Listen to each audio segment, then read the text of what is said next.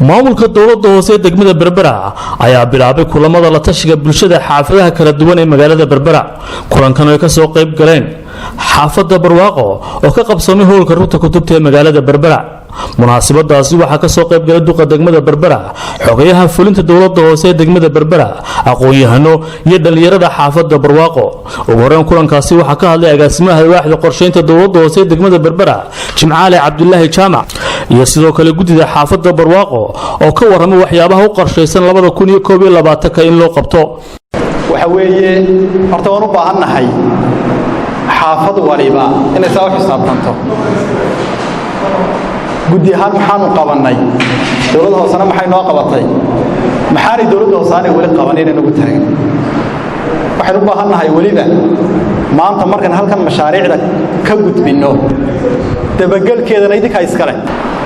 markaa waxaan sameynay insha Allah taala qodobka koobaad waxa weeyaan xeeraasadada gudiyada xaafadda laftirkeeda. waxaan sameynay garabka haweenka, waxaan sameynay kale garabka dhalinyarada, waxaan sameynay wasabada facebookada ay leeyihiin xaafadu ay ka wada xiriiraan, iyadoo ku darnay santarka hawsha ay qusayso xiriirka dadweynaha oo dhan, haday tahay agaasimayaasha cidda ay qusayso hawsheen oo dhan xaafadda ayaanu ku darnay.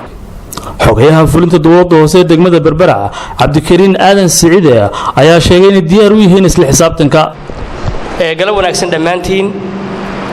runtii maanta sharaf weyn iyo farxad weyn bay inoo tahay haddaynu nahay reer Berbera, gaar ahaana xaafadda Barwaaqo oo ka mid ah xaafadaha taariikhiga ee magaalada, inaynu daahfurno mashruuceennii isla xisaabtanka 2020 iyo 2021. 19 isaga wayna soo dhaafnay.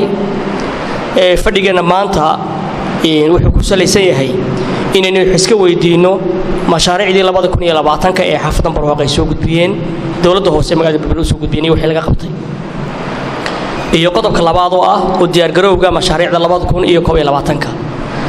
runtii maanta annaga maamul ahaan farxad bay noo tahay, waayo waxaan arkaynaa qaybo ka mid ah dhalinyaradii iyo haweenkii iyo ganacsatadii oo soo xoojiyay gudiga xaafadda.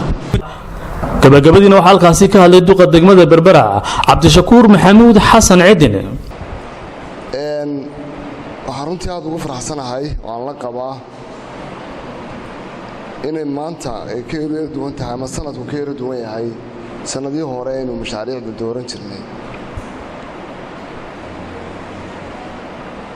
waxaanu doonaynaa inay reer Barwaaqo ama dhammaan dadka reer Berbera fahmaan inay dowladda hoose iyaga horta shaqaalo u tahay, hantida dowladda hoose ee haysana inay iyagu ay leeyihiin.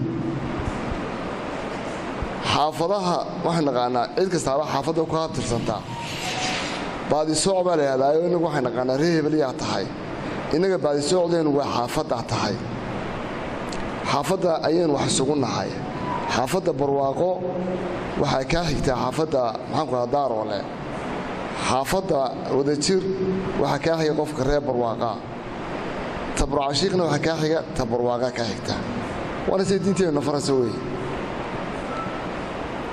marka horta waxaan doonayaa in aad fahantaan waa jaanis ballaaran oo ay maamulka degmadu iyo golaha deegaanku ay bixiyeen inay miiska kuu soo dhigaan ay ku yidhaahdaan dakhligeennu maalinba maalinta ka dambayso wuu sii kobcaa, waanu sii kordhaa.